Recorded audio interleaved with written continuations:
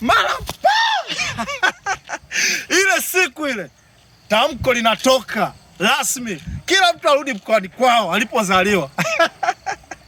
Oya, ndugu yangu Hamisi, kule kwenu kulivyokuwa nafunza ulivyokimbia anafunza, afu ndio uliambiwa tena unarudi kule mkoani kwenu. Sijui kama utarudi. Aisha wewe Aisha, wewe umeshazoea sasa uko ni simpuli nini, ununio bichi nini, pombe nini, nyagi. Leo huyu unaambiwa karudi kwenu, ukanywe ukale maboga, ukanywe togwa.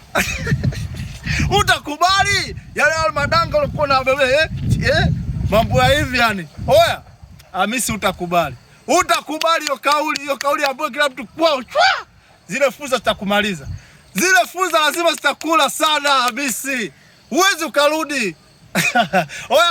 Oya, zima kamera.